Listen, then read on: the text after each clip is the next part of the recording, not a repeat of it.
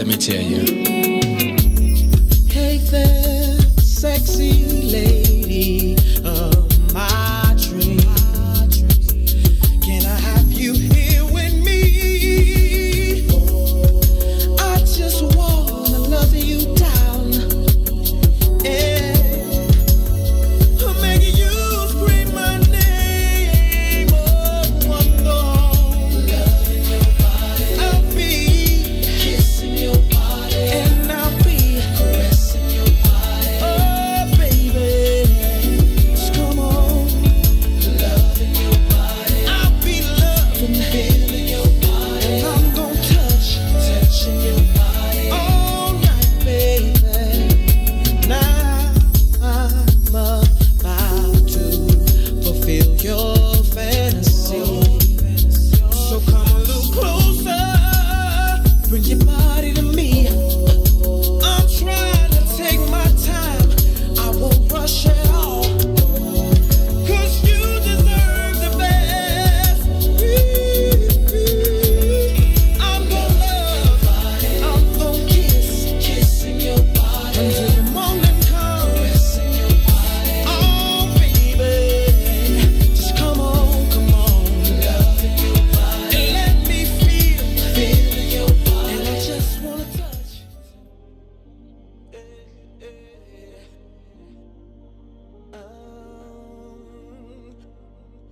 Good morning, yeah. I see you, Dawn. Slick J Adams. Good morning. Come on. You're listening to the book of Dawn. Good morning.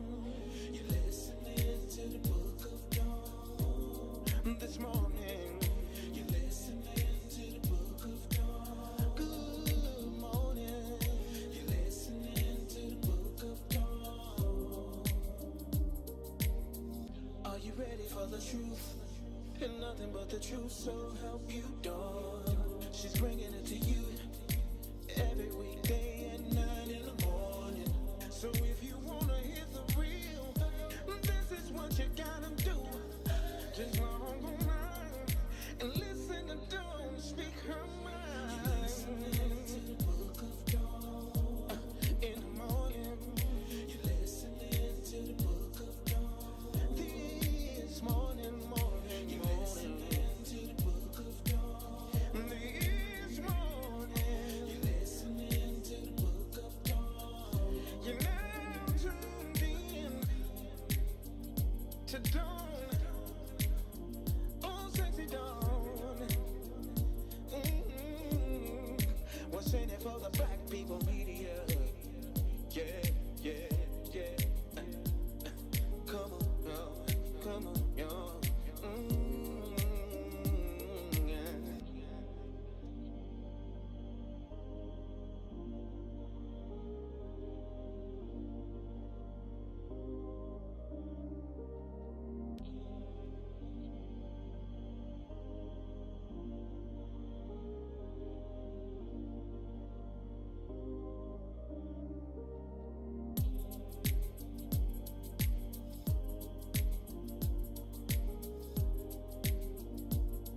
Good morning. Good morning.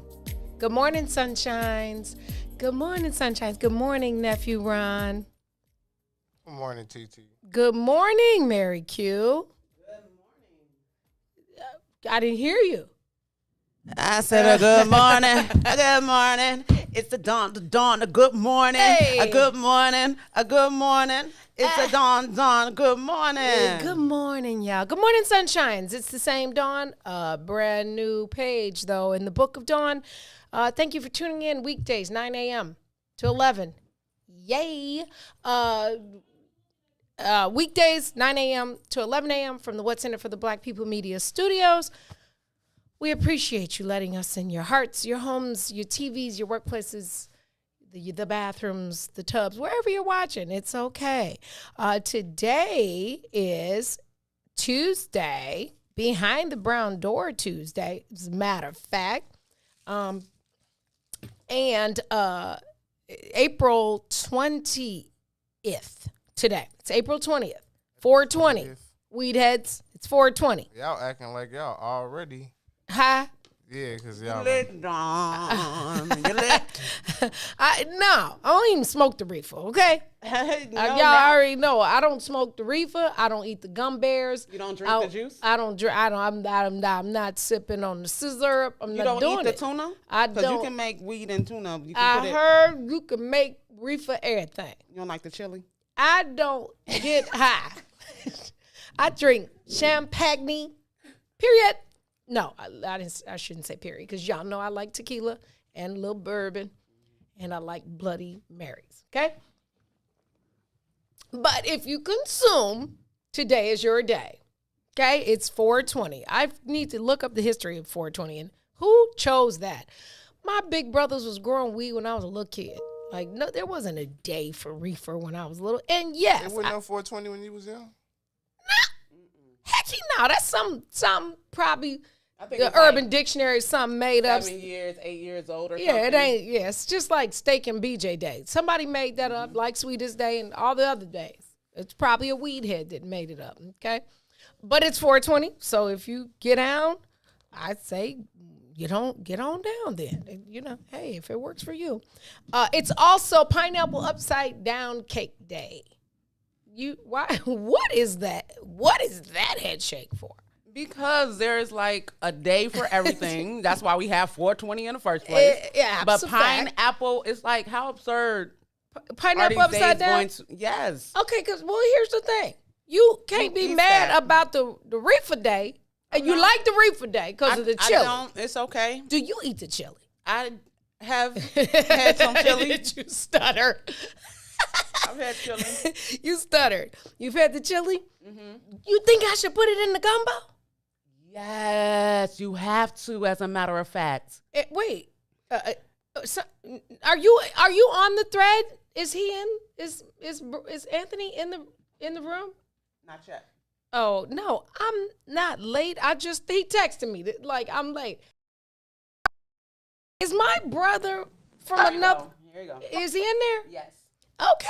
Well, good morning, on time. I didn't even get a chance to introduce you yet. So, should I do a quick intro? Do it now. Coming on now? He in the building. Okay. Cool. Okay. So should I introduce? I should introduce him. It's Behind the Brown Door Tuesday. Can we get a knock on the door? Cause somebody's at the door early this morning. I'm so proud of him. Anthony C. Hall is right here from Chicago. Y'all might know him from, okay, let me tell my age again.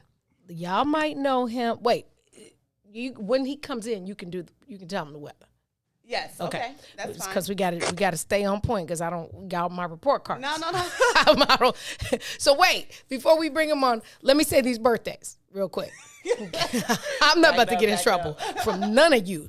Happy birthday. Happy birthday, Lori Cole Walton. Happy birthday, Lorene Jarrett. Happy birthday, Leah Stewart. Happy birthday, William Calloway, Luther South Brave, Linda Goodrich Jones, and Suzette Wright. Happy birthday. If I didn't say happy birthday to you, it's because I'm either not your Facebook friend, I didn't go to high school with you, you didn't text me, or you just don't love me. Either way, happy birthday to you anyway. What's the weather, Mary Q? So the weather for today, you guys, it is 38 degrees as of right now. We have a high of 40 degrees. It is snowing and raining. Now, be careful because everybody is high. Right. And it's snowing outside. Right. And you're on those roads. So make sure if you're not driving for you, you're also driving for everyone else. Be defensive. Drive defensively. Yes, Matter please of fact, do. just Uber.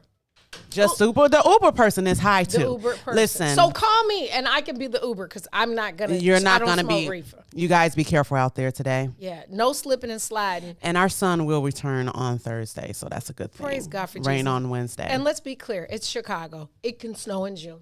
Okay, don't act shocked. Chicago don't give a not a two fluffles about anybody. Chicago got attitude, okay? Chicago is like, what you gonna tell me to do? That vegan thing got you using falafels because it's because it's no April. I'm a meat. creative cursor. I can't.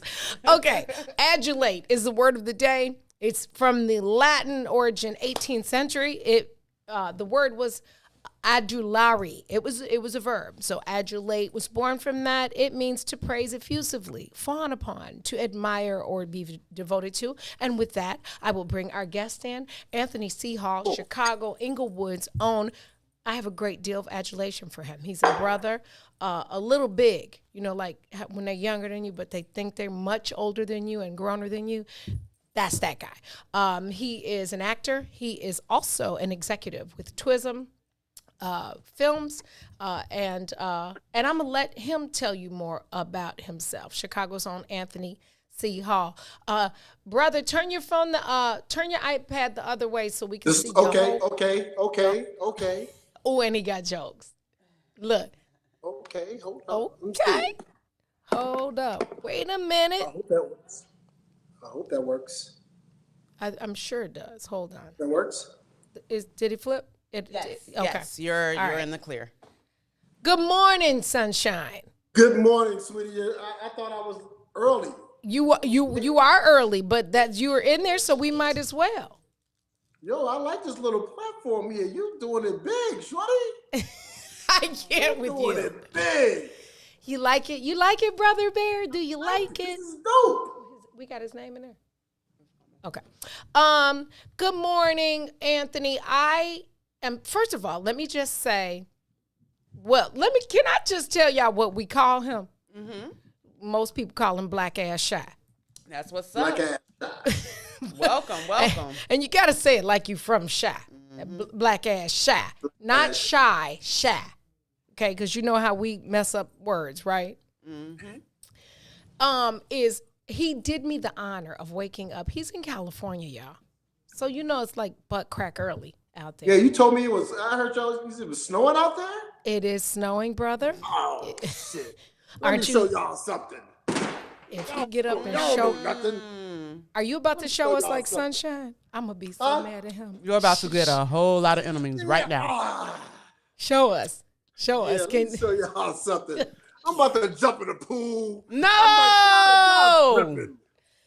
Sit outside and smoke a cigar. Okay, this is petty. This is petty. So you about to be petty with it, bro. I'm about to get y'all some heat. Petty Betty, go ahead and he bogus. we need to talk to somebody. Really? This ain't right. That's what you want. Look, that's what you going. Okay. You know what? Mine don't show. I can't go show him the snow outside, right? That's you wrong for. Oh, so now you're going to post up with the palm trees. I can't stand it. If he light a cigar, it's about 80 degrees today. Sonya D. Berry, get off the line. Forget all y'all Californians, Chicago Californians. I had to get the hell up out of Chicago. Man, yeah, somebody said, laugh my ass off. He is too petty. He went and showed us the whole palm. You might as well smoke the palm trees. They look like the reefer. That's a lot of reefer in Allen. Speaking of reefer, you are in definitely a reefer climate, a reefer culture out there. But let me tell y'all a little bit about him. And then, he really needs no introduction, but I want to be proper, even though he's family. He is from one of the harder neighborhoods in our cities, Inglewood, baby. Loves basketball. Left Chicago under circumstances that were really unfair to him. Was a very good friend of a mutual good friend, Benji Wilson. Obviously, they both had a love for basketball, but after the death of Benji, Chicago, he could no longer stay. No, that's not the story, Ma. Tell me the story then. All right, so this is what happened. I attended Simeon, and I was a year older than Benji. And me and Hendrick didn't get along once I was going up to varsity, so I left Simeon and went to Inglewood. Okay. But I maintained my friendships with the guys at Simeon. And a friend of ours who also went to Simeon, Sonia Watkins, who I still love and talk to, she threw a party in my neighborhood in Inglewood.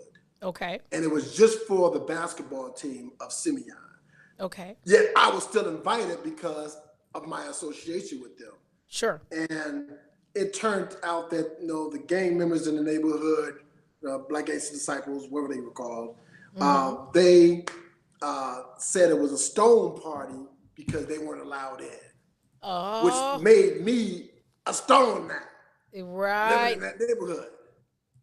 So I had to skate because I was getting harassed, getting home from school, death threats and all that kind of stuff. So my mom said, you know what, I'm sending you to California with your dad.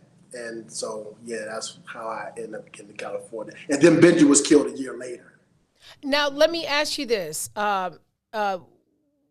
Clearly, basketball is one of your first loves and remains so. Today, you do the best. If the teams out there do not hire you to do the colorful commentary, I'm gonna be mad. How did you end up acting? I ended up acting. I attended college at Chaminade University of Honolulu. Okay. And once I left there, I came home and I started playing basketball at the Hollywood YMCA. Okay. The Hollywood YMCA was a location where my friends were Denzel Washington, Wesley Snipes, Arsenio Hall, Ron Shelton, who wrote and directed White Man Can't Jump and Blue Chips, my film Blue Chips, and Silk Kozar. There was a whole bunch of celebrities at this gym. I wasn't a celebrity. I was just a basketball player. Sure. And one day there was a audition for a basketball commercial or something, and the guys asked me to, you need to start acting. You need to try to get this job. Mm-hmm. So I went out there and I ended up getting a job first time out. Okay. Then I ended up getting my first 12 commercial jobs. So I was like, oh, snap, this is dope. And then when I saw the checks, I was like, I'm in. Right. Yeah, So play basketball, which came to you naturally, and you loved it anyway. And it was during the time, and I apologize for cutting you off, but it was during the time where Michael Jordan was hot, and I looked like Michael Jordan, similar to Michael Jordan, same built and all that kind of stuff, and I did those dunks. So they was getting Michael Jordan for cheap during that time. Well, let's be clear. You're, I'm a Michael Jordan fan, but you're a lot cuter than Michael Jordan. So let's put that out there. I seen recent pictures of Mike. He ain't so fine. Not really. Michael Jordan's story. We was shooting a commercial with for Gatorade. He and I. Okay. And a few other guys. And the director was trying to capture me and Mike on the court. Okay. And there's a few other guys with us. And the director said, hey, Anthony, could you do me a favor? Could you put on like a hat or a scarf or bandana or something where we could tell you and Mike apart? And Mike said, that nigga don't look like me. He looks like Bill Duke. Oh, he petty. Oh, my God. He's petty. So me and Mike was going back and forth. He said, that nigga don't look like me. That motherfucker looks like Bill Duke. I was like, that is petty. Bill Duke came to the restaurant. I told y'all that story, I think. But wait a minute. That Mike, first of all, Mike does talk a lot of trash, but that's petty. He talk trash. We have fun though. He was just jealous. That's all. Cause you. Nah, it was just all in fun. We went back and forth. I can't remember the punchline I had because his was a doozy. Let me tell you this though. In real life, if you Google him right now, he'll take that joke back, buddy. Cause he looks all of his age. Yeah, he got the old man Carolina grandpappy type of look and got he my guy, but yeah, he looking his age, bro. He looking his age, and he got like a 4-year-old. So he got like a 4-year-old. I'm gonna not go hard because I'm a signifying monkey, and I might want him to be on the Book of Dawn one day. But I'm gonna tell you what he's doing that we're not is going to kindergarten recitals. Okay, I'm done with the petty. Hilarious. Okay, sorry. Y'all can call me to star in Shaq's comedy anytime. Yeah, I wish we still did that. Me too. That was one of the We had so much greatest. fun. We had Okay, much- so you leave Chicago, you go live with your dad, you end up you're Who didn't pumped. want me? Why not? He was remarried, had kids, but my stepmom was great, but he was an Okay. asshole. Okay. And I you know how you feel it the whole time that you're there. I was feeling it. Mm-hmm. And another thing to help me get into entertainment, my best friend was Henry Young, and his uncle was Philip Bailey from Earth, Wind, and Fire. So Okay. I spent most of my time there at Philip's house. Okay. So that got me made me think of entertainment, singing, and all that stuff as well. Because my dad was a jerk. Him and my best friend Keith Sappho, who I used to sleep on their floor at times after I left my dad's house. I slept on the floor, put up a mattress, put it in the closet. Were the Sappos from Chicago? Because I grew up on the block. No, One of the they're blocks I from- grew up, we had Sappos. No, they're from Los Angeles. Los Okay. Angeles Sappos. Okay. Yeah. That's such a black name. Like, Sappho. You can't even imagine a white person with that name, can you? Not a Sappho. It's like, it sounds black, don't it? Sappho. Not like my corny ass name, Anthony Hall. Oh, yeah. Damn, he's corny. You definitely could, if I didn't know, if you Google it, there's a couple whites of you. No, if you Google me, you'll get Anthony Michael Hall first. I always know the 16 city. Candles. Yeah, true. From 16 Candles. Yeah. And So, Shy, you go to college and hoop in another town with palm trees. So you in the palm trees, Honolulu. You have a relationship with palm trees, apparently. You come back. You are encouraged by your crew of very well-known legends in the industry to become an lucky. actor. You blessed. You were blessed. Blessed. Facts. And so you do your first commercial. So we're going to take a quick break, and when we come back, we're going to talk about how you transitioned. You alluded to it a little bit in your first answer, that transition. Somebody that was working with you was in the blue chip space. And that, I believe, was your introduction to movies. So we're going to take a quick break, come back and talk about how you went from being a commercial success, meaning do commercial, not like commercial surface, but and transition that to acting, and then some of the roles you did after that. And then we'll journey into how you were able to transition, unlike many, into the business side of acting and celebrity and entertainment. We're going to take a quick break. Let's do it. I'm all in. Okay, so Book of Dawn, 9 a.m. to 11 a.m. Stay with us. We'll be right back. Black Ass Shy on the line. WIIFTBP.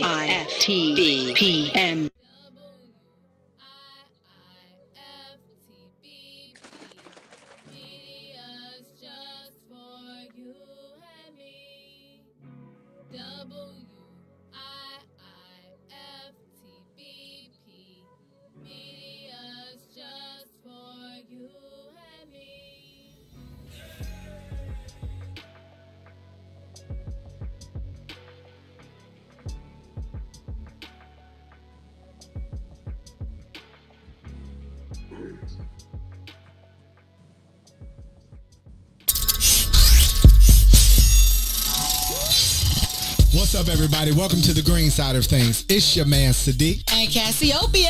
And we need you to like, comment, and share that thing every Tuesday and Thursday from 1 to 3 p.m. on What's in It for the Black People Media. Introducing your trusted source for high-quality Black emojis, better known as Blackmoji. We believe Black is beautiful, and that beauty should be reflected in the digital market.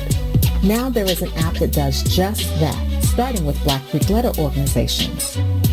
Blackmoji D9 offers more than an emoji app. It is a cultural experience of Black excellence. Download the app in the Apple or Google Play Store to access a specially curated catalog of emojis representing the Divine Nine. Use the emojis to celebrate Black Week events, acknowledge current events, support social causes, and learn about esteemed Black Week members who blaze the trail of Black history. A portion of every subscription goes toward a scholarship fund specifically for members of Black Week letter organizations to help keep the legacy alive. Download the Blackmoji app today.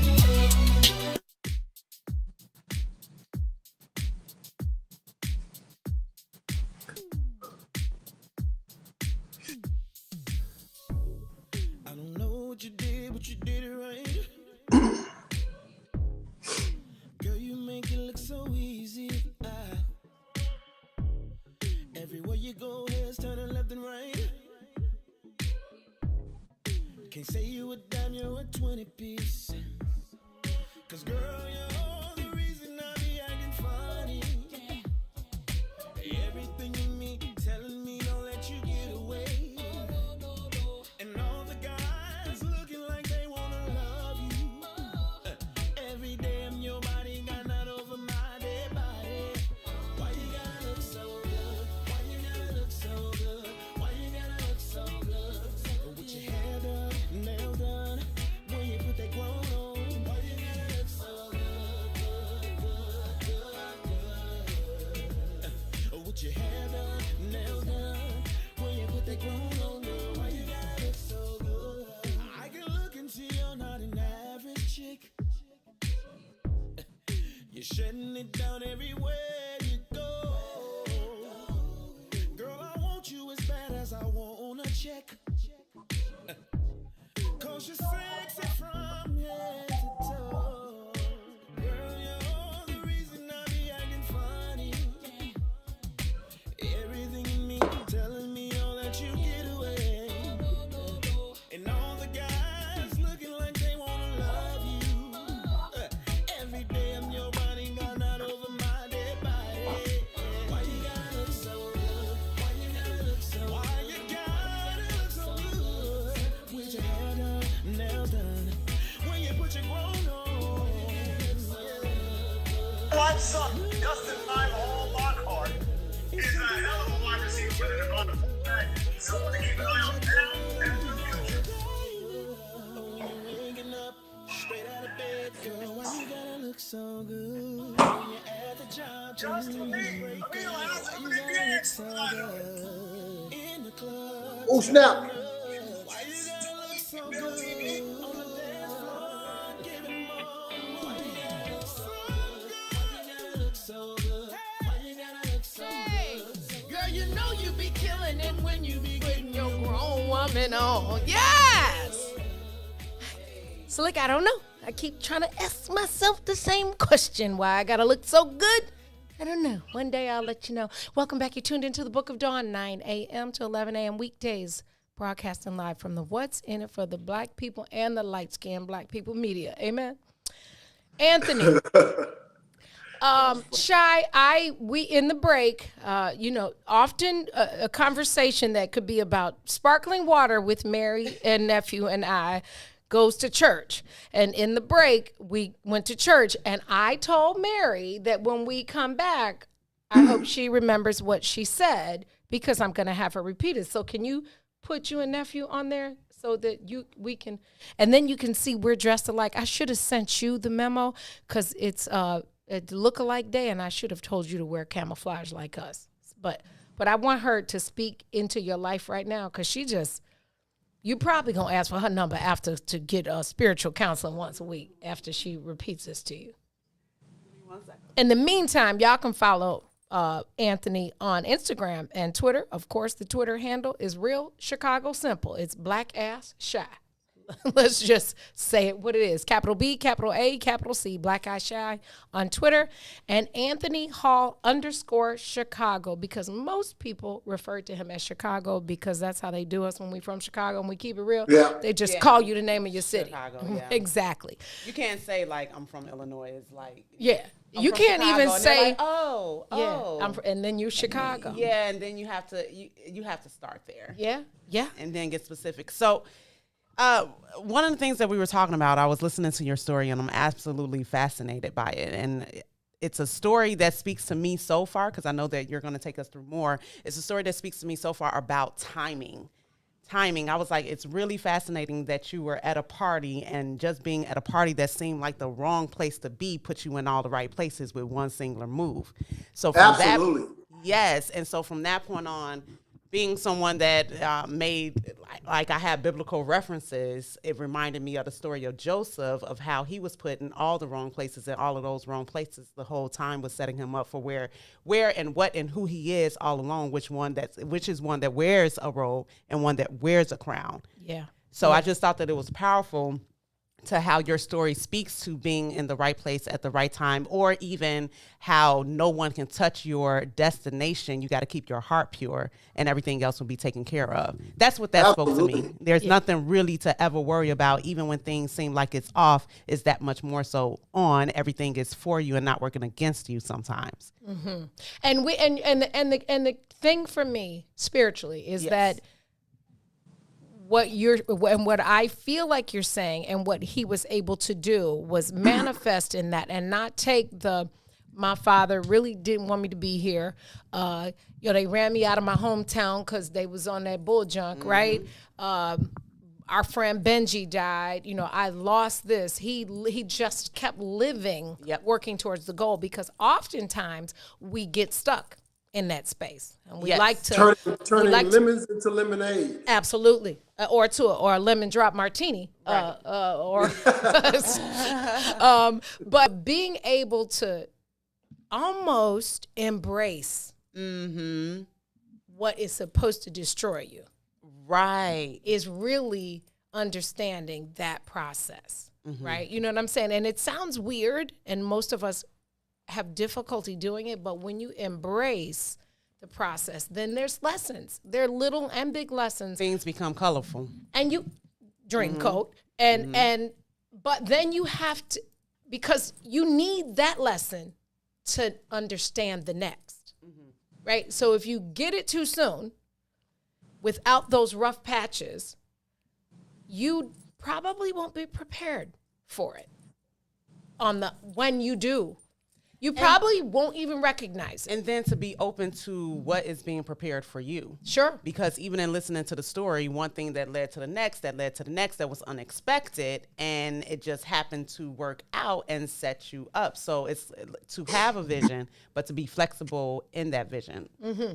Absolutely. So I just wanted her, I knew you would receive it. Can we make No, that was beautiful. I love that. That was perfect. Well, thank you for living and breathing in your truth, my man. Yeah, and she's a film writer. I'm with two of the most talented Chicagoans when they get rich and famous, y'all gonna leave me, or we gonna stay a team? We dream team. I will, cause I'm going with y'all. You're pushing, like God. All right, can we make him the big person? Cause I want him to, but I want y'all to stay on there. Okay. Got it.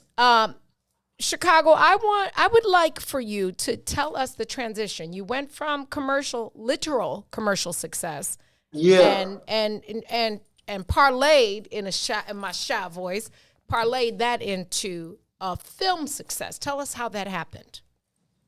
So I had, like you said, I'd done a few commercials, and I think I can't remember the timeline, but I think I did some guest starring roles on some television and stuff like that as well. Nothing big, the dark-skinned boy, and the guy comes in, the girl goes crazy type stuff, quick stuff.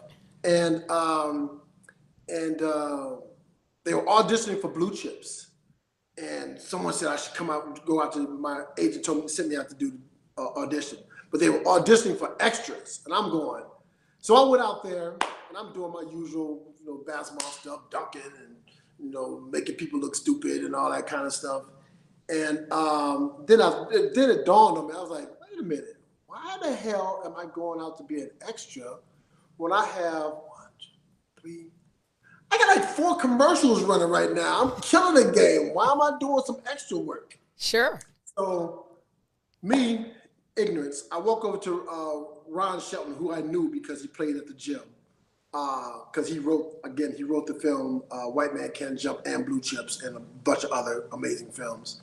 So I walked over to Ron Shelton and I said, Mr. Shelton, thank you guys for letting me come out. And the director was sitting next to him. The director was William Friedkin. And I said, thank you guys for letting me come out, but I think I'm going to take off and leave because I don't think I want to be an extra in a movie right now. I think I'm doing pretty good, and I don't want to be a background extra. And William Friedkin spoke up, and I'm not knowing who the hell William Friedkin is at this moment. Right. William Friedkin says, so what do you want to do? I said, I don't know. I'd rather read for a part. I don't know nothing about film. I was like, I'd rather read for a part. He said, what film? What part? I said, I don't know. So he calls the casting director. Casting director brings me the script. I'm flipping through the script. I don't know a damn thing about movies. I'm flipping through the script, and I see this kid named Tony. I was like, excuse my language. I was like, fuck it. My name is Tony. I want to read for Tony. Let's just make it easy for me. Yeah, I was like, I want to read for Tony. So I go in. I walk into the audition. There's like 6, 7 other guys waiting to come in and read. As soon as I hit the corner, casting director just so happened to peek out, and he said, "Oh, Anthony, you're here. You ready to go?" I was like, "You ain't see these like 7 other guys sitting there?" I'm like, "Yeah, I'm ready." So I walk in. Matter of fact, my boy Silk Cozart helped me with the audition. But I walk in, I do the audition. Halfway through the audition, the director goes, he said, "Can I curse on this show?" Yeah, of course. He says, "Fuck it, you got the job." Oh. Okay, well, Halfway tell me how you through really the feel. audition, he said, "Fuck it, you got the job." I'm going, what just happened here? See, that's Again, what I'm I saying. talked my way into that. I talked my way into this job. I said, I don't want to be an extra. I could have just walked out and said nothing. Yeah. And, But like Mary said, you're true. Now I'm starring in a movie next to Nick Nolte. I'm like Shaq and Penny and all those guys. They're basketball players. I'm starring with Nick Nolte. Big facts. So, yeah. Crazy. Yeah. Crazy. And how was that though? Because Nick Nolte, wait. I love him. Like from what he do with Eddie? What was the movie he did with Eddie when he was 48 48 hours? 48 hours. Yeah, is he grimy? Like I think he's grimy? That's Nolte all day. Walked around with his what do you call those, the hospital the pants? The scrubs? The scrubs on all day. You know, Tony. He seems Right, tobacco chewy. Tony, get the fuck out of here. Why you laughing? Now you know what I mean when I say tobacco chewy. You know what I mean, Yeah, right? man. He the nicest guy. And the director, let me explain the director. The director is William Friedkin. Me not knowing this, again, ignorance. He is the director who directed To Live and Die in L.A., The French Connection, The Exorcist. He has directed heat after heat. I was like, these are the people I'm working with on my first film. Wow. Yes, come on. Crazy. Wow, that is bananas. So that positioning, that timing, that's huge. I didn't watch The Exorcist. I won't. I don't watch movies that vex my spirit, but I know it's very popular. Yeah. Yeah. So you do let me tell you the funniest story about this movie. So Shaquille likes to tell this story, but he always tells it wrong. Shaquille tells a lot of stuff wrong. Rashawn, doesn't he? He has his own version in his own head. Yeah, I'm like, it's- Rashawn, you're lying right now, but I'm gonna let you talk. For sure. So it's my first day on set, and Nick Nolte and I are shooting the dormitory scene where I was caught shaving points, and he's coming to confront me. Okay. And Nolte and I had rehearsed the scene over and over and over again in front of the director. We rehearsed the scene, and we thought we had it. Director said we had it. High five. We go into the dorm, and action. We do the scene exact same way we rehearsed it. And the director comes out, "Oh, Tony, what the fuck is going on?" Screaming and yelling at me. I'm like, "Yo, what the Right, huh? Why is he No, I'm looking at Noti. Noti's looking at me. We're confused at what he's talking about because we've done it the way we rehearsed it. Okay. And so he did this like 4 times. Okay. The 5th time he comes in, he screams, "Tony, what the fuck is going on? Ah, what the fuck is going on? Ah, you gonna be a star after this. You trust me?" I was like, "Yeah." He said, "Do you trust me?" "Yeah." He said, "You're gonna be a big star after that." I'm still waiting on that big star part. "You're gonna be a big star after this. Do you trust me?" I was like, "Why does this motherfucker keep saying, 'Do you trust me?'" Right. And I then all don't of a even know sudden, you, bro. Okay, like bugging me out. he slaps the shit out of me. On your get my face? Scene and walks out. I know why. Why? He wanted him to get mad. He wanted to invoke wanted an me- energy. He wanted you to be fightish. Instead of verbally taking me to telling me where he wanted me to go, he got slapped. you down. But I'm in good. I mean, he did this to Angie Everhart. He did it to Linda Blair in The Exorcist. He has a history of it, and I was part of that history. Wait, I'm glad. Praise God for keeping you in the moment because a boy from Chicago, you roll up and you cuss me 4 times, I'm liable to steal on you. I was heated. And I looked at Noti, and Noti just dropped his head. I was like, what the? So then I get in that scene where I started to cry. And, So I said I would have had to tell him, let me rewrite this history real quick. So Chicago. So then in the next time you cut that was the scene that made the movie, I'm assuming. That was the scene that made the movie. That was the take, yeah. Okay. Yeah. I'm going to go home and rewatch it. Because now I know the backstory. But I still feel to this day, he didn't have to go. I think he could have verbally told me that, and I think I could have gone there. But it still was a lesson learned to me because now when I talk to young actors, because there might be a young actor say, "Yo, I've seen you in Sunset Park, or I've seen you in Blue Chips, and I see," and they tell me to talk to them about acting and all that kind of stuff. I just be prepared. Just be prepared when you go in. Have some different ways of doing a scene and being. And I just try to give them those kind of lessons so they don't get slapped the fuck up. Yeah, in real life. Okay, so Blue Chips happens, and then Sunset Park comes shortly thereafter, right? Yeah, I think I did gang related with Tupac after that. Okay. And then Sunset Park. I can't remember. Okay. I'm old. How was it like to work with Tupac? With Everybody Tupac? wants to know. Yeah, everybody wants to know that. Yeah, Shaquille even asked Shaquille like, "Yo, man, you worked with Tupac?" He's like, he's still, yeah. He's still a little jelly. But I knew Pac, you know, in the streets when we were, you know, at the clubs and stuff like that. Yeah, So I always ran into Pac, and me and Pac was really cool, and he was a really cool dude. He was a chameleon. Yeah. He can turn it on when he's around the white folks. Then he can turn it on when he's in the club with the, you know, regular club goers, and then he can turn it on when he's in the hood. So he was a chameleon. He kind of flipped around like that and stuff. I remember Tupac used to walk around with these shoes on, and I was like, "Yo, those shoes are fly. What kind of shoes are those?" And he said they were hush puppies. I was like, "Hush puppies?" I went and bought every pair of hush puppies at Bullock's, which was the store at the time, now Macy's. I went and purchased every single pair of hush puppies because Tupac had them. Every color they had. So were they like Bucks, right? They like what we used to wear, Bucks in Chicago, like right? a suede, it's like a suede, yeah, like a suede. Yeah, them Bucks off 79. Yeah. By Frank's department store. Yeah, we know what that is. Yeah. So I have a Tupac. Pac I was have one guy, several man. Tupac stories. Yeah. And he got killed right after we finished Gang Related. Oh, wow. Oh God, So that was that his didn't last feel film. good. Yeah.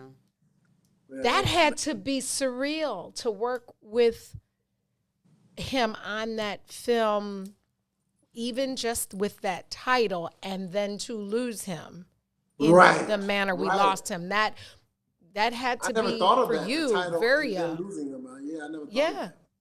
And then just the freshness of had the movie been released at that point? No. We didn't release until after he passed away.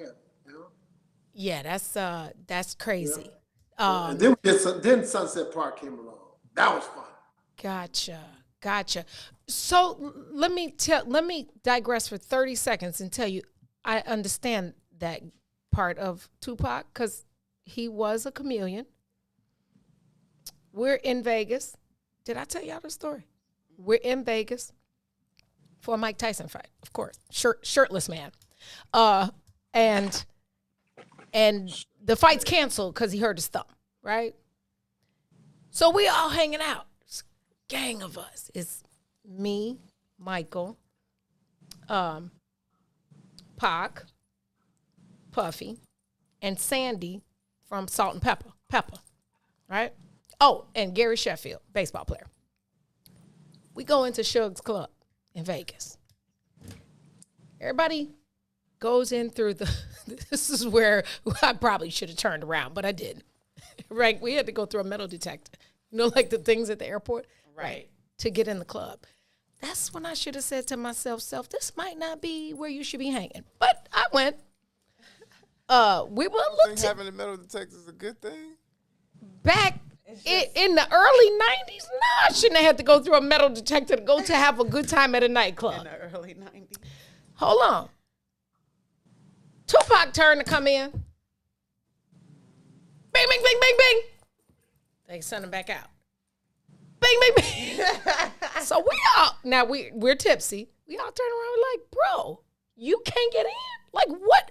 Take your chain off. Like, you know, take your belt. We went through all the...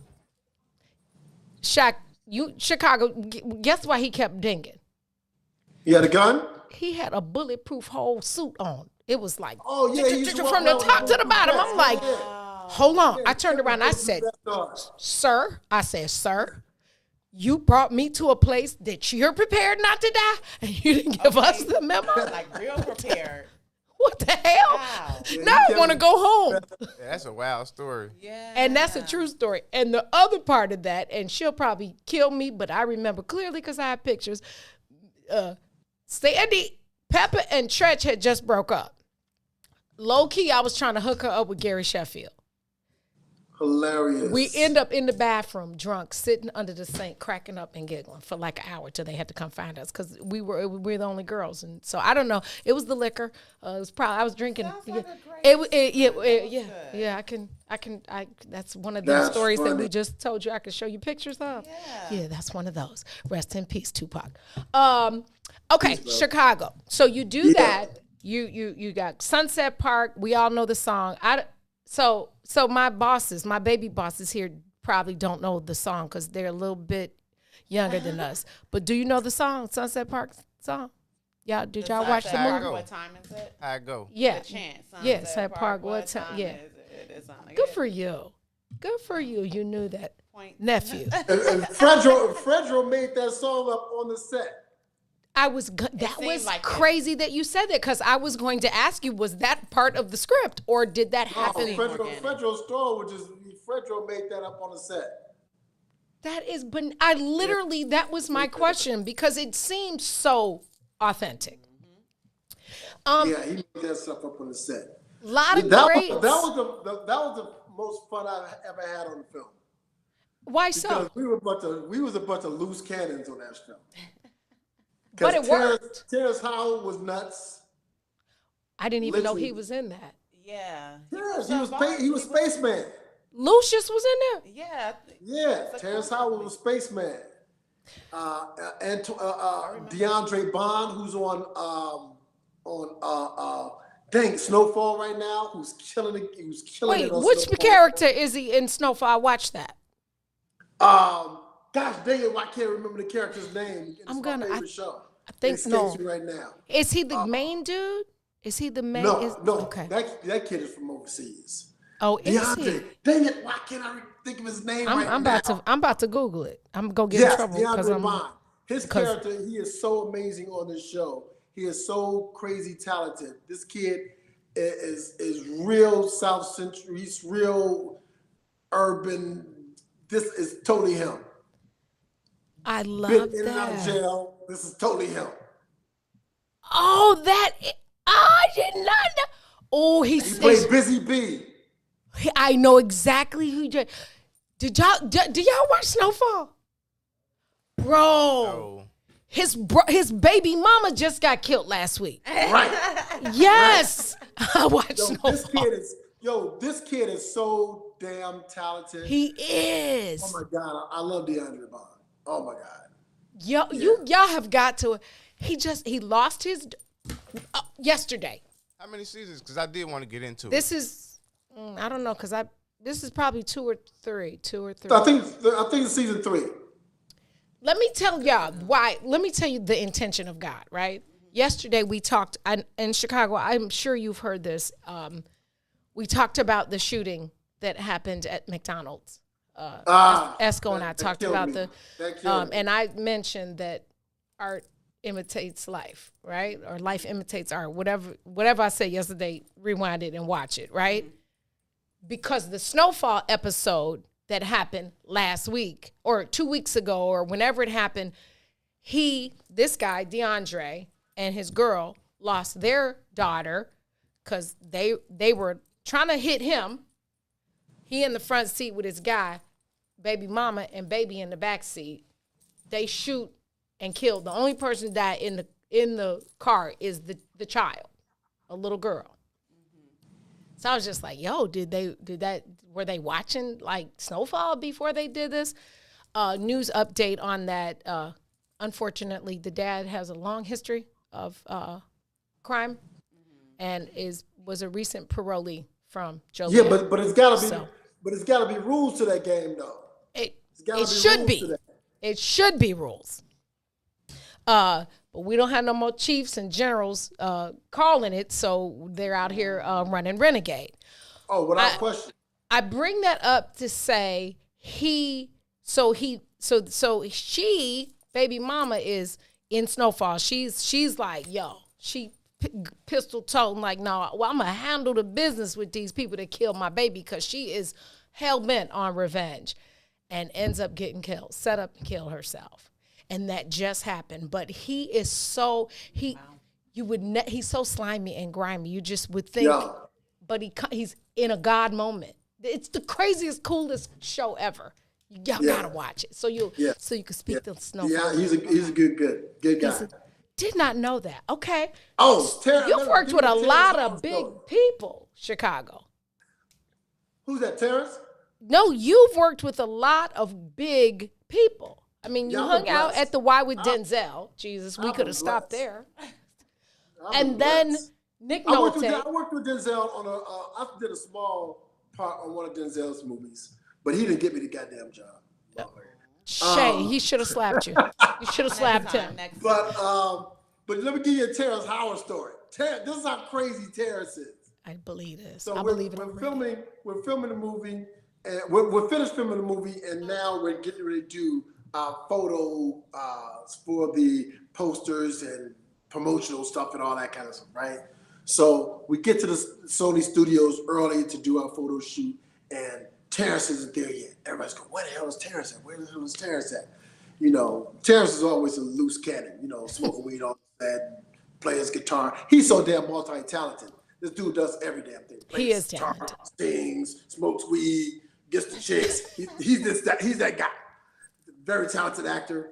So he doesn't show up.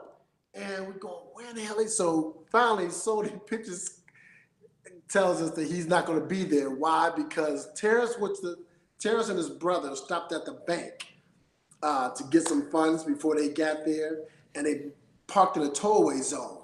The car was towed, and so they go to the tow yard, and Terrence has this big ass butcher knife and threatens the tow guy to give him his car or he's gonna kill him. I can't. I believe that. That was Lucius in training.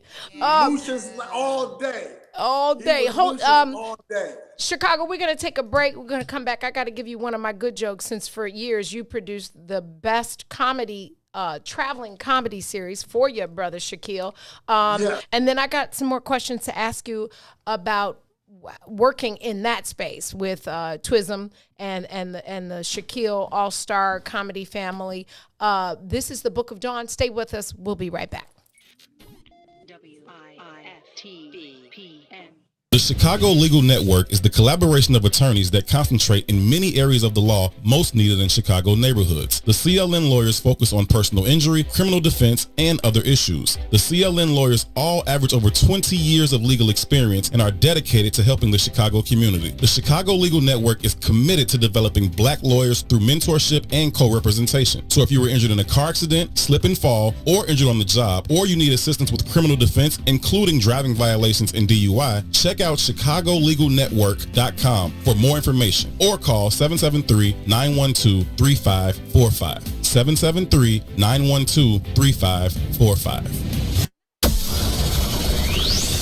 Shop at Black-owned and operated Solo Beauty, where you are appreciated and respected.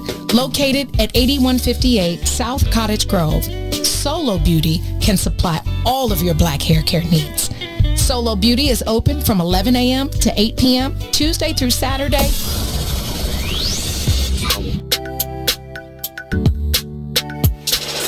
Sissy's Taco Bar Pop-Up is back with more hours and more days. Check them out at their new pop-up location at the Woodlawn, located 1200 East 79th Street. Sissy's Taco Bar offers authentic street tacos infused with international soul. Now every Tuesday, Thursday, Friday, and Saturday at the Woodlawn from 12 p.m. to 7 p.m. New vegan tacos have been added to the menu too. Visit sissytacobar.com for more info.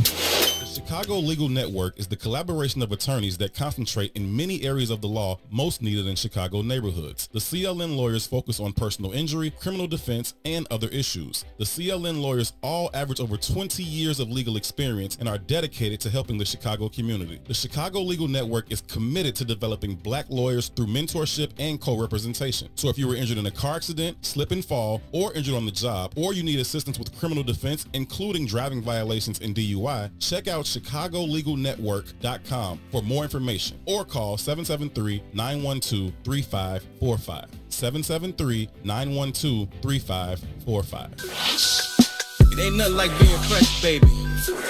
Living 100% free. So fresh. Let's go. Fresh, definitely so fresh. Let's go. Fresh, definitely so fresh. It's the one and only D. Jones, baby. Fresh, so fresh, fresh. I'm so fresh. Nothing can save you. This be the season for crushing our haters. Cut off the lesson and deal with the greater. Don't let nobody separate you from creator. Fuck you, don't do me no favors. If you gon' keep on saying I owe you a favor, do it from your heart, the reward gon' be greater. Go from being a private lieutenant to major. The spirit has so many flavors, but we can't see when focus is strictly on paper. We all have big faces on paper. Let's get this money, we'll change our behavior. And be fresh every day, change your attitude. Cut the hate, ain't scared to tell the truth. Steady elevating, become a different you. Let's celebrate, we fresh today.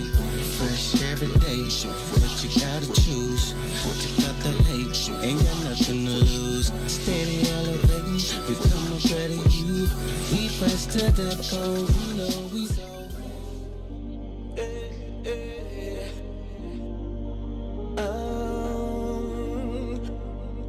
Good morning, good morning, good morning. Yeah, yeah. I see you, Dawn. Slick J. Adams. Good morning. Come on. Come on. You're listening to the Book of Dawn. Good morning. You're listening to the Book of Dawn. This morning. You're listening to the Book of Dawn. Good morning. You're listening to the Book of Dawn. Are you ready for the truth? And nothing but the truth, so help you, Dawn. She's bringing it to you every weekday at 9 in the morning. So if you wanna hear the real, this is what you gotta do.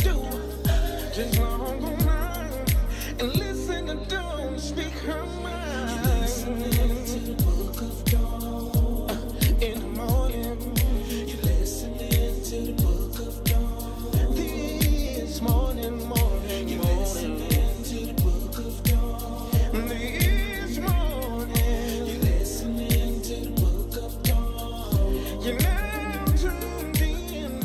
Hey, to Dawn. Oh, sexy Dawn.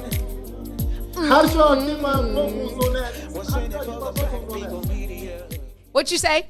Welcome back. You tuned into the Book of Dawn. What'd you say, Chicago? How did you get my vocals on that? Oh, I had recorded a conversation when we were at MV the last time. You know what I'm saying? Somebody trying to steal my voice. So, hey, actually, he's one of your city brothers from Inglewood, so you probably know him. That's Slick. I love it. That's Jay Slick Adams. So I have a joke for you, nephew. What's the score? 13 and a half to 4,552. All right, here's a joke. Why did the picture go to prison? You know it? Oh, yeah, because I know that one. Damn. Yeah. I got one that y'all ain't gonna get then. No, I can't get that one. Because nephew he was said framed. Because say it. Go ahead, say it. Because he was framed. Okay, you get a whole point. 14 and a half. So hey, TT is 4,952. Nephew's 14 and a half. Mary is 2. Okay, I have another one because you know I'm not gonna go here. I gotta go. I gotta stump you. Here's the second one. Where do beef burgers go to dance? Beef burgers? Yes. Where do beef burgers go to dance? Y'all look stumpish. Did I stumpy? Are you stumpy? Where do beef burgers go to dance?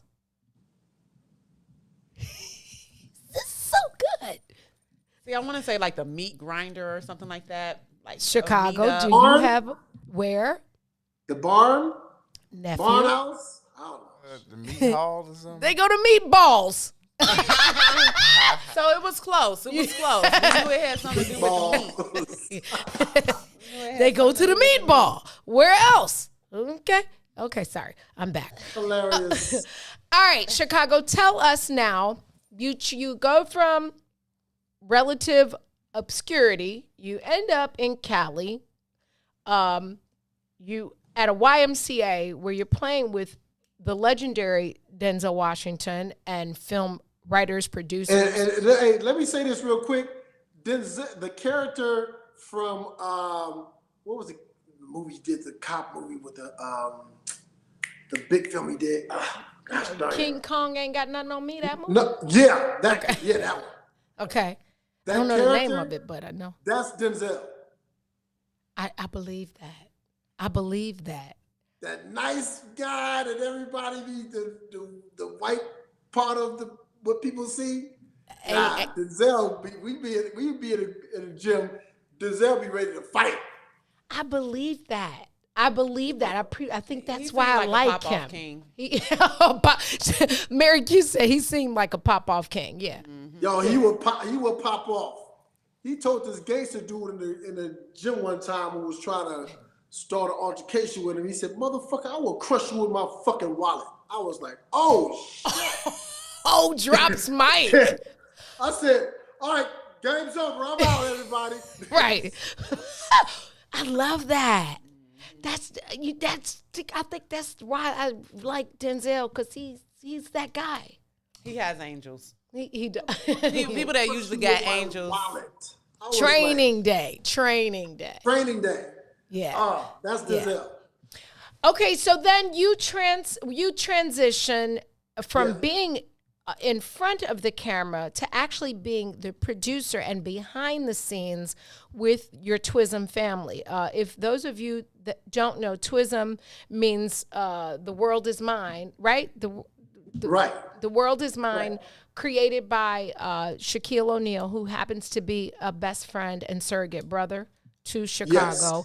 Tell us how that happened for you. Well, actually, that show had been going on for a while. Okay. Because we had quite a few years with that show, and myself, my girl Tamara Goins, and Val, we were going out finding new talent. Okay. And so we had like a talent search thing. We came to Chicago, went to New York, we went to different cities, finding new talent that we could add to the show. At the end, who would start the show or end the show. And that was my position early on, just finding new talent and basically learning comedy from Tamara and Val, because I knew comedy because I had a television show for a season, a short-lived television show for a season on USA Network, and it was a comedy, but I was funny if I was written funny. I didn't know comedy. So they kind of taught me comedy, what's funny. So now when I look at comedy, I'll be like, that wasn't funny. Right. I'm hard on comedy now after being around those two and learning the game. And then like the final couple seasons, I can't recall, they added me on as a producer to the actual show. Because before then, I was just going out and helping just find talent with the show. But it was all a blessing because it was all fun. I got to meet some really talented people who've gone on to do some amazing things in comedy and on film and television. So it was a lot of fun. It was a lot of fun. And do you participate in those? I know that Shaquille pre-COVID was doing these like big experiences, like I forgot the name of it, but All-Star Weekends, he would do this kind of like huge fun day. The Shaq's Funhouse? Shaq's Funhouse, yes. Really, so those are done on the outside through management. So I really don't touch those. I show up to them. Okay. And because they do the EDM music and stuff like that. He's into that kind of stuff right now. Okay. And I think all that music sounds alike to me. So usually when I'm at those events with him, I got to make this prank where I'm laying on the speaker and they're playing and I'm laying on the speaker like this. I do that every show just because I can't take this music. It is a lot. But that's electric dance music, right? EDM is electric dance music. Yeah. It's real hard. It's hard. It's hard to hear after about 5 minutes. I might be into white that. kids are banging their heads and bumping into each other. Dropping each other. And London on the Track did EDM show at Lollapalooza a couple years ago. But it's big. But EDM is huge. It's huge. It is huge. But it's a lot. You got to be high off mushrooms or something. Yeah, those kids spend money though. They do. But those kids spend money. It's for me. Personally, it's like, okay, 5 minutes. All right, I'll meet y'all in the back because I can't. So that's completely different from techno? It's or like is it similar? I think so, yes. Similar. I think it's just different. Yeah. It's techno is not dance music. EDM blends and this is not a dictionary definition, but it blends a dance beat with techno. Like electronic. I might be into that. Techno is real like get stoned. Yeah. And like they'll throw some hip hop in there. Yeah. Mix a little bit of that. And it's weird. Yeah. The dance piece. The dance piece is the hip hop pop culture. To the techno is stoner music, like in my opinion. So anyway, forget it. I'm just too old for all of it. Yeah, well, we are. I ain't never turned down a little ratchet groove in my life. So just have to keep it 100. Tell me what's up. What's next for you? So since then, I started a production company with a friend of mine. I used to smoke at the cigar lounge in Los Angeles called Bad Ash. And the owner, his name is Al Cohen. Okay. And Al is a cameraman on a lot of different television projects in Atlanta. Okay. And Al is on the back end of, you know what, I want to do something different. And he and I started talking about being creative. And so he and I are taking on the name Twism Entertainment. and is not in association with Shaquille. Okay. Because Shaquille kind of let the name go because he went with DDM, Diesel Dog Mafia, and I asked him if I can use Twism because I am Twism. Sure. And so we're working on like he's working on a television show, and I think it's a MacGyver right now that he's working on in Atlanta. And once he finishes that show, when we come back, we're thinking about doing like 3 different film projects. We're working on trying to find a horror film, and we have a comedy and one other film that it escapes me right now. But we have these 2 just different genres of film. But I really wanted to do this horror film. Okay. I really want to do this horror film. So I have 2 incredibly talented people that I work with. I have 2 incredibly talented people that I work with. Are you cool if I connect y'all offline? In music. I don't want to fuck with them. I seen them already. They're like no, on the writing, like I'm talking about on the writing side, like this one here. Yeah, of course. And that one over there. Hello.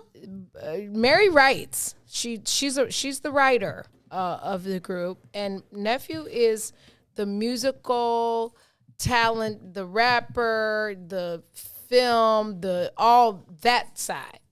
I got a 36-year-old rapper in my family too. This is a joke. I feel like this is a joke. I feel like this is a joke, and I'm not going.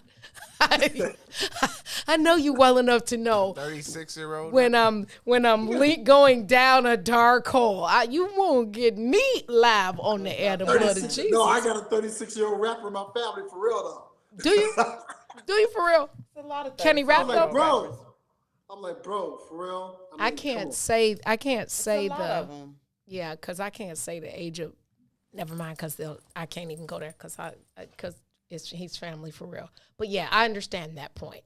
I'm picking up what you're putting down with that. Kind of sometimes let it go. Okay, sometimes if it don't work. Yeah, but how does that? Because you know what? It's a lot of rappers that are 35 plus, honestly. Yeah. And is that? If it's the dream, do you let go of the dream? That's a hard one because. Some folks go hard and still go hard. Okay, well, let's ask a different question. When is it time to let go of a dream? I guess I'm asking, when is it time to let go of a dream? I think there's a certain level you should be at by the time you reach a certain point. At 36? But yeah, I mean, it might be earlier, it might be later for some people, but there's definitely a cap for each person where you should stop pursuing a certain thing. Okay. Yeah, but then you have people that just landed their first something other and they're in their 50s or 60s. But you know what? I can see that. But I can see that in film and television, or behind the scene, or even in front of the camera. I can see you doing that. But hip hop is totally different. Wow. Yeah, because I would have to say, I subscribe to both sides of this conversation. I feel like if it's your dream, well, I guess for me, the distinction would be, is it my dream or God's purpose? Mm-hmm. And you have to be spiritually in tune enough with yourself to make that distinction. Because if it's I dream to hit the mega ball. But clearly it's not God's purpose. Mm-hmm. So I think you can have a dream and then you can have a purpose. And I feel like once you make that definition and you know that God, you feel purposed to do that, then you keep going because it's in the alignment of purpose. If it's just your dream, then you got to know when to hold and when to fold, because you're actually denying yourself your next. Right. If you keep pushing that way, the pot of gold is sitting right there, but you're pushing that way because it's not purpose. That's what I would say. Okay. Yeah, that's what I'm saying. I had 50-year-old, 60-year-old that want to act, and I was like, "Yo, go for it." Yeah. Because there's positions for those individuals. They're looking for that kind of talent. Yeah. But hip hop, I don't know. Yeah. Nephew, what were you gonna say? I was gonna reiterate, like that's why I was saying, like there. I think it's a certain point you should have to reach before, considering keep going or to stop. You should be progressing. If you don't feel like you're progressing, then you should be reconsidering your options. Yes, if you're stagnant in the same spot and you haven't met the right individuals, et cetera, it's time to just say, forget it. That's not going to happen. You're doing something wrong. Yeah, you forget it, or I got to do this differently. Because a lot of our failures or inability to get to that next come from us thinking we know exactly what the hell we doing, and we actually don't know it at all, and we need to trust somebody that is trying to sew into the process. You know what I'm saying? It's kind of like, for example, remember when Vivica Fox was married to 6ix9ine? Yes. And 6ix9ine always wanted to be this big R&B artist. He surely did. But this nigga was 6ix9ine, and he was a big dude. And I was like, who wants to see this? And I almost was feeling Vivica's like, dude, when is this going to happen? Like, maybe you ought to do something else. And I kind of like pulled him aside, like, my man. I said, why don't you take the music you're making, which is good music, sure, and put some kids together and give them that music and become a producer. But he always wanted to be this. He wanted to be in front of on the stage. Yeah, and that's when you have to say, I have this gift, but is it for me, or is this meant for me to give? You can still be rich and famous. That's similar to my story, and that's something I decided. Like I was big in high school. I was big on wanting to be like a musician and a rapper, but I knew that it was just part of my artillery, and it wasn't the main focus. Mm-hmm. So I took it to producing and managing and that sort of thing, because I knew I had the knowledge, but I knew it was just part of my artillery. Mm-hmm. So let me ask you this, because you are younger, and that is not a decision that a lot of young people even know how to make the distinction. So if any youngins are listening, how were you mature enough to make that decision, and you're not even 30 yet? Just because I always had like a goal, and I always had like, since I was young, like where I wanted to be at this age, that age. Okay. And it was like part of those, like what I was saying earlier, you get to that point where you realize I have to make a change now because I'm not progressing the way I wanted to in that area, So you didn't abort the mission. You just refocused it. Find out how to use it, find out where to.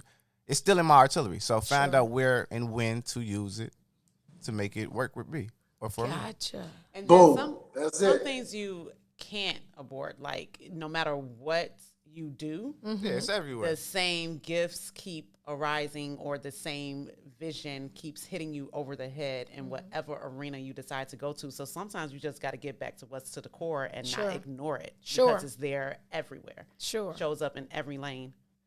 So it sounds like a lot of discernment and paying attention. Discernment and key. Yeah. Being honest. Yeah. What was that word again? Being honest, discernment. Hold on a second. I got to look that up. I can't stand you. Using all these big ass words around here. I'm a Chicago public school nigga. What the fuck is I can't. Okay, so now I got to give you this test before I let you go. It's a Chicago test. You're from the Chi. Your name is Chi. Hey. Do you put sugar or salt and pepper on your grits, sir? No. Neither? I put salt and pepper, but not sugar. But I put butter, salt and pepper, no sugar. Do you wear sneakers or gym shoes? Now, I know you live in Cali, so I know this answer might be different than it was 20 years ago. But do you wear sneakers or gym shoes? I wear gym shoes. Oh, okay. Still shy. Still shy. He's like, do you put ketchup or mustard on your hot dog? And I still drink pop. Yeah, okay. That's one of the questions. That's up in the head. Okay. Well, that was the next question after you ketchup or mustard on your hot dogs. If you ever ate them, when you ate them. I put both. Okay, good. Okay, I could take that. Do you drive on the expressway or the freeway? I'm on the freeway. Okay. Sorry. When you lived at home, did you shop at Jewel's or Jewel? Ooh, Jules. Oh, Jewel's. I used to love that store. Okay, do you go to the movies or to the show? I go to the movies. I know it's a show, but I go to the movies. All right. Did you go to kindergarten in Chicago or kindergarten? Damn. Did I go to kindergarten or kindergarten? Went to kindergarten. Okay, good. Because most Chicagoans went to kindergarten, like it's a homeboy named Kenny. Kindergarten. Did you ever eat gyros or gyros? I go to gyros. I know you did because you said it's a gyro, but it's okay because you're so shy. How many pennies? What's the right way to say it? A gyro. Is it gyro? No, gyro with the Y, like gyro. Oh, yeah, I eat gyros. Right. What you talking about? Right. How many pennies make a dime? How many pennies make a dime? I already know the answer by the way you said penny. I didn't say pennies. I said pennies. How many copper pennies make one dime? 10? That was close. You sort of said it like Cali, Chicago. Most Chicagoans say 10. Yeah. What's your favorite song? But you got to recognize I've been in LA, so my way I speak is going to be different a little bit. Okay, do you remember Aldi's or did y'all shop at Aldi? We only went to Jules because it was right there on 63rd. We only went to Jules. Right there on 63rd. It was on 63rd and Halstead. We was on 60th and Halstead. That was the closest one. And now there's a Starbucks right there. I heard. Starbucks, I heard. I mean, actually, I've gone to it. Good. Because I used to come back to Chicago every year to speak to the kids at Bill Elementary School. Okay. Is where I went to school. Okay. And because my elementary school basketball coach was big in my life. He was like my father. Because my father wasn't. His name was Charles Redmond. He coached at Robertson. And so I used to always come back to talk to the kids. And so I was always right there on 60th all the damn time until he passed away. He passed away recently. Yeah. R.I.P. Coach. Yep. Well, let me again say thank you before I let you off of this line. First of all, thank you for keeping it a buck at all times and never forgetting where you came from and blessing the rest of us with the gift of your journey. Thank you for never changing. You live life differently than most people could dream, but you have always remained true to yourself and to your city. And most people forget, but you never have. And thank you for sharing that story with us. Follow him at Black Ass Shy on Twitter, capital B, capital A, capital C, or Anthony. Is it on Instagram? Anthony Hall _ Chicago. Anthony Hall _ Chicago. When you come home, maybe we should put together something. Yes, you are. Come on, and we gonna bless some actors. I got you. I got concealed and carry. I got you, bro. You can carry out there? Concealed and carry. Well, there's a lot of rules to where you can't be, but legally, yes, you can conceal and carry. Because I'm in Vegas now, and I just got my carry. Are you in Vegas? Yeah, I moved to Vegas. We talked to Michael Tyson a couple weeks ago. He was in Vegas. Yeah. I just moved. I moved to Vegas probably a month ago. Dope. Good move. Yeah. It's hot than a mug in Vegas in July. It's going to get hot. Ooh, like 100 and something. It's going to get hot. Vegas puts you in menopause before you're in menopause because you go outside, it's 218 degrees. You walk into a casino and it's minus 30. I'm like, I can't win. Like, you really feel menopause out in that mug. Yeah. Well, welcome to Vegas. Yeah. You want where the reefer is legal for real. I want a house out there. You want a house in Vegas? I want a spot. There's a lot of folks move to Vegas. Gary Payton. A lot of people from Los Angeles are moving to Vegas. Yeah. Vegas, Houston, Florida, no state tax. Everybody's trying to go after the no state tax, and it's inexpensive to live. Yeah, and no, live large. Live large. Yeah. Yeah. Yeah. Live large and live inexpensive are two different things. You could ball till you fall in Vegas, right? Yeah. Well, thank you, brother. I love you. I'm going to hit you offline after this. Thank you for getting up early and joining the Book of Dawn. Keep us posted on what you got going on. Y'all follow my brother, and we're gonna let him go. The Book of Dawn. We're gonna take a break. I'll text you later, brother. Thank you so much. Keep All right, love you guys. We'll be right back. You. WIIFTBP.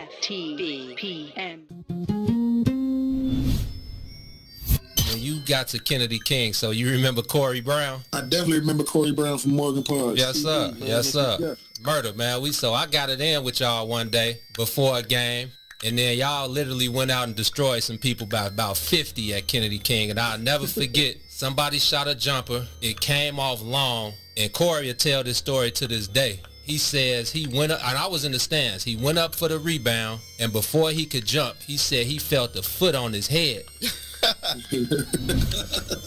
And it was you, and you caught it. Classic P-Mac catching it over everybody, putting it back in. He says before he jumped, he felt a foot on his head. And Corey was 6'4", easy. On his head. Yeah, Corey was 6'4", man. I used to I don't know, I had a knack, man. I was always uber athletic. Like I was taught earlier, if somebody shoot, you got to come from the opposite side. I had a guy in my neighborhood named Wayne Irvin, legendary dude to us in our neighborhood. Played at Chicago State, played at Wyoming. Okay. Played against Patrick Ewing. He passed away a couple years ago, but went to CVS. He was a decorated player. A lot of people knew him. And he taught me early, like, you attack offensive rebounds from the opposite side. So if somebody shoot from the left wing, you crash from the right. If somebody shoot from the top of the key, you can crash because it can go either way and you can get it. I was so big and athletic. I used to get a lot of tip dunks. Like, for some reason, people never boxed me out. And once I got a running start, if it came off anywhere over the rim and bounced up, you was dead.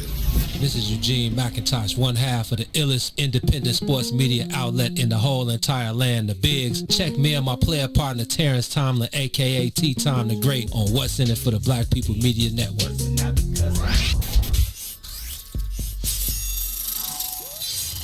What's up, everybody? Welcome to the green side of things. It's your man, Sadiq. And Cassiopeia. And we need you to like, comment, and share that thing every Tuesday and Thursday from 1 to 3 p.m. on What's In It for the Black People Media.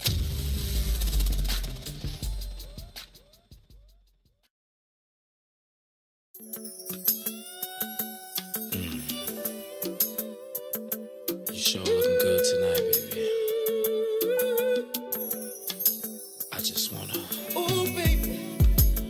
I just wanna make sweet love to you tonight, baby.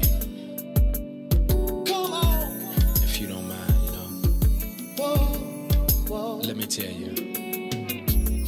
Hey there, sexy lady of my dreams. Can I have you here with me? I just wanna love you down.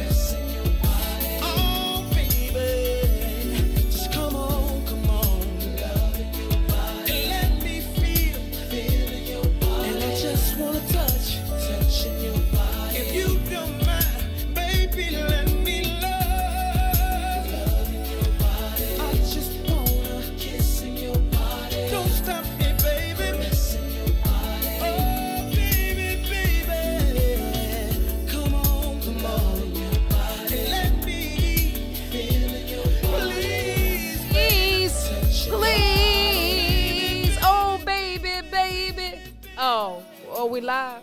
Welcome back. You tuned into the Book of Dawn. That was my Jeffrey impression. Please. It was great. Y'all don't remember that song? Oh, gosh. They make me feel like Throwback Thursday every Tuesday. Okay, so I owe you a Black history fact, right? So Lincoln Theodore, this brother name long. Hold on, let me brother name. I got to. First of all, I got to make the font bigger. Let's start with the pregame of turning double nickels. Okay, but you know we will. It's Black people and names, right? Lincoln Theodore Monroe Andrew Perry. Say that fast 3 times. Lincoln Theodore Monroe. You can't say Monroe. You got to say Monroe because I'm sure down south was a part of his journey. Andrew Perry, born May 30th, 1902, died November 19th, 1985. Better known by Stepin Fetchit. Y'all ever heard that name? Y'all never heard of Stepin Fetchit? Okay. Anyway, he was an American vaudevillian, comedian, film actor of Jamaican and Bahamian descent. He was considered to be the first Black actor to have a successful film career. His highest profile was during the 30s in films and on stage when his persona, Stepin Fetchit, I'm surprised my Black Power babies don't know what that is. But it was billed as the laziest man in the world. He parlayed the Fetchit persona into a successful film career, becoming the first Black actor to earn $1 million. He was also the first Black actor to receive a featured screen film credit, name when you roll the credits. So the Stepin Fetchit, okay, because you are both industry people. I need y'all to do the research on what Fetchit, the whole controversy or thereof, or because it has a life of its own in later comedians. Like when you Stepin Fetchit, it's very yes sir. Right. If you yeah. film it, Yep, yes. yep. He after 1953, he appeared in many cameos made for TV in 72, 74, 76. He found himself in conflict during his career with the civil rights leaders who criticized him personally for the film roles that he portrayed. In 1968, CBS aired an hour-long documentary, Black History, Lost, Stolen, or Strayed. And it was written by Andy Rooney, an Emmy Award-winning documentary, narrated by the one and only Bill Cosby. And Bill Cosby tore into him for the role of Stepin Fetchit. It aired, he's tried to sue the network, of course, and he didn't win. But I thought it was important to highlight an actor because we just interviewed one. And even more important that we understand the evolution. Like, we can look back on it now. So Stepin Fetchit, Blaxploitation, you can go a lot of ways with the portrayal of Black people in the industry. But the reality is he made it. Do you think that we're doing... Hi, this is Bill Thomas. What kind of context do you hear it in? And I was trying to find a Stepin Fetchit. Could you find it? Yeah. Let's see. Put in YouTube. But you're spelling it Stepin, like Stepin. Yeah, not like Steven. Stepping and fetching. Stepin. Do you think that's we're still doing that now? Stepin Fetchit. Have Put our in way. STEPIN and then fetch FETCHIT video, and I'm sure it's 1 million. What was your question, Mary? Do you believe that we are taking on those characteristics today? And if so, how? Because I think that's going on just in a different way. Yeah, go on YouTube. There's a lot of them. Interesting question. The short version would be, I think some of the rap music is not necessarily Stepin Fetchit, not necessarily Blaxploitation, but somewhere along the lines of itself. What would be an example? Let me see. maybe because it's a hoodwinked industry for sure. Mm-hmm. I think clowning around a little bit for sure. I think we have overly embraced the. I hope this doesn't come out wrong because I don't mean it like this, but I think we've over embraced the hood. I think we polarize and glorify and put a spotlight on. Let me be as ignorant and perceived ghetto and fake gangster, like text gangster, or we just and let me. But did we do that, or did media and everybody else do that? Well, I'm not. Nobody told them to talk about taking Percocet and drinking lean. Of course, like they nobody, did, because you have to sell those products. But those are independent artists, so the label didn't tell them that. Independent artists don't go through label permissions. Now I know that, and yeah. So why? So to that degree, yeah. I mean, because why do we have to do that? Like, why? It's good rap music, and I like the beats of that. But do we have to say that? I mean, I would go even further to say, as much as I listen to ratchet music, the skirt and the that's not fucking music. Like I said, I'm gonna release. Can you produce me a song? And I just want to say all this. I want to skirt and I just want to use all the sound effects out loud. Cause what the is that? I mean, what? That's fetchity. Yeah. I just made up a word.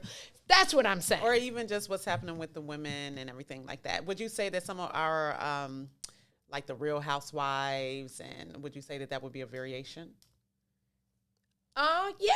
Actually, even though I would take the job in a minute. But yeah, some of them take it wrong. Like, that would be for me if I, like, because some of the housewives I rock. I like Cynthia Bailey. Yeah. I think she's respectable. Like, I don't think she's not like some of the other people that have been on that show. But like Ronnie DeVoe's wife, did Kimbe finger. Girl, you own it telling all your business. Looking terrible. No. Looking terrible, right. In my Dikembe, knock it down. The Geico sign.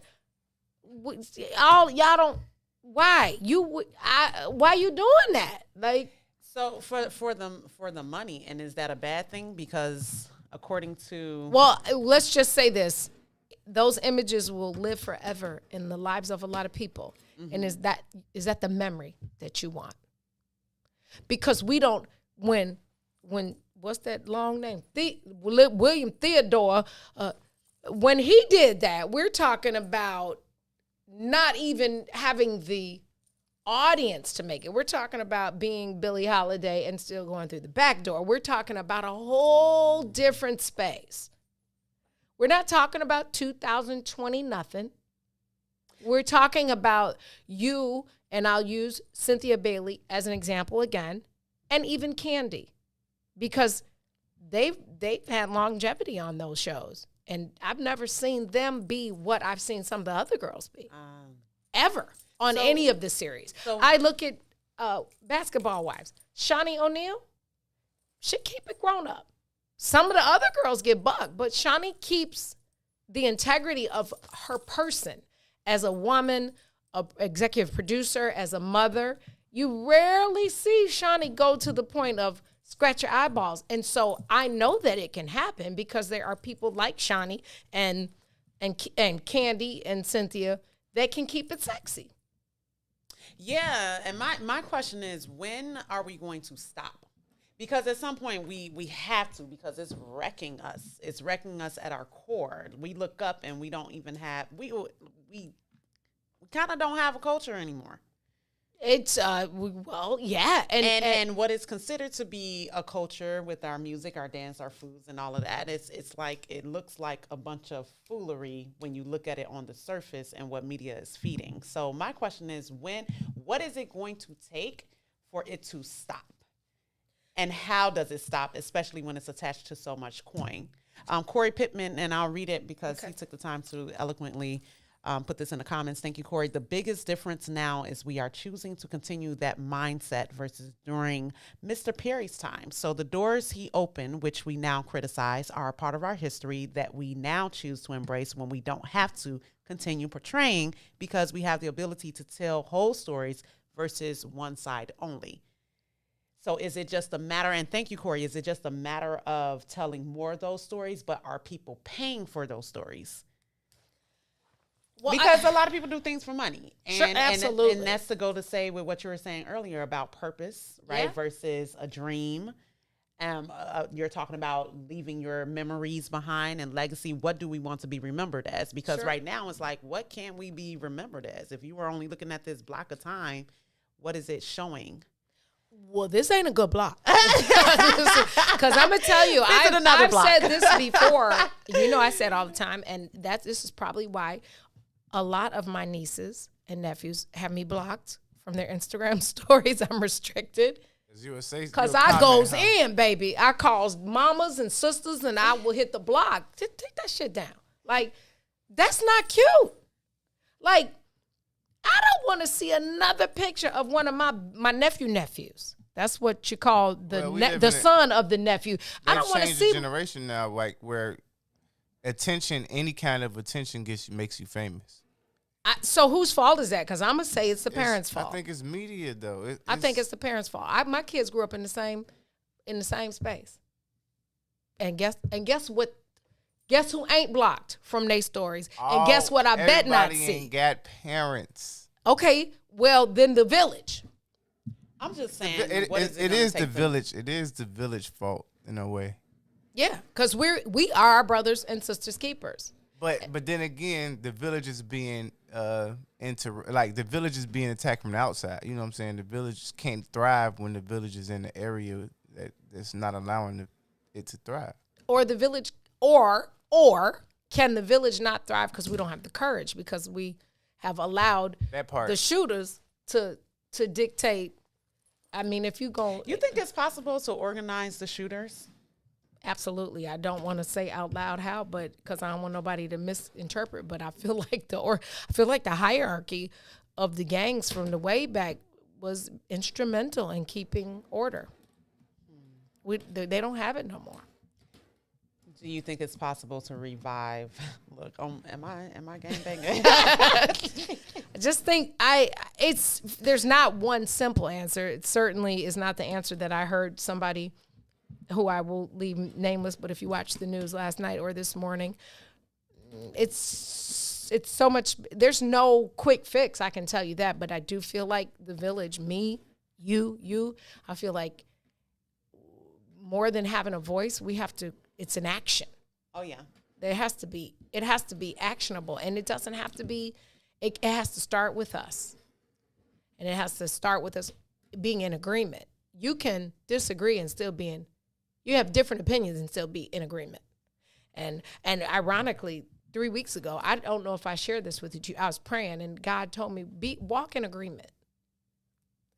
And and that is my goal, is to walk in agreement. Doesn't mean I'm standing. Yeah, how does that show up? If someone else heard that and they wanted to know, what do you mean by walk in agreement? How does that? How do you walk in agreement? Well, look, because we can't have the conversation the other day about like being okay with somebody's opinion, like not letting that interfere with your spirit, like somebody's opinion, keeping your peace and their perspective on the world and on certain situations, not letting how they feel about it disrupt your peace. That is exactly what he said, because we're not the same.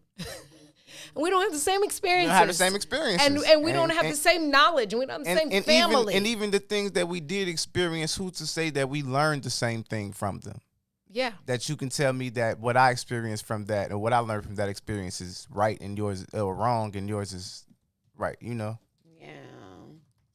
Yeah. So we can pass that one off. We can relay race. I'll pass that off to Wednesday. Herb and Two can handle the rest of that, because I try to keep it fun, because the bookends hold the forts down. Okay, I want to talk ish and tell a little truth and a little history. Okay, Don't want to get too deep. I'm already over here in my camouflage. I don't want nobody to think I'm signing off on none of it or all of it. Right. So let me find my two things so I can get out of here and you can journey into Muwakil's world with Salim. He's a very gruntled person. He's a happy person. Remember, I told y'all I learned gruntled. Yeah. Never knew. Yeah, gruntled is happy. Not a So a person that's disgruntled. Disgruntled is being not content. Gruntled, which I would never actually use that. I don't think I would. I hope I didn't. Damn. Hold on, y'all, because I had two real good. It's in my phone. I'm about to look down. Hold on. I got to look down. Okay, boss. Okay, I'm looking down. I'm looking down. I'm looking down. Here's two things. Oh, Robin Patrice tomorrow. Who's that girl? Hey. Is she coming in? She is not. She says she will be working from home. Amen. All right, here's two things. Don't get the popular circle confused with the winner's circle. Yes. Two different circles. Sometimes they cross. Yeah, but still. But just popular That's good. doesn't equate to winning. And the other thing is decide what to pursue and what to walk away from. Pay attention. Sometimes they look alike. That was what we were talking about today. And I picked these before we had the conversation. Won't he do it? Can you say it one more time? Decide what to pursue and what to walk away from. Pay attention. Sometimes they look alike. And it's look-alike day. That's actually why I chose it. I didn't know we were going to actually have the conversation. That's why we dressed alike. Listen, remember to lead with love. Use your voice to be a positive impact. Do something for somebody other than your damn self. Be the village. Okay, be the change, Gandhi, that you wish to see. Tune in tomorrow for the next page in the Book of Dawn. We will have Robin Patrice, WIIFTBP's own Robin Patrice, telling a story. Baby, bring the tissue, okay? And tune in tomorrow. I think that's all I got. Peace. And roll tide, roll. WIIFTBP.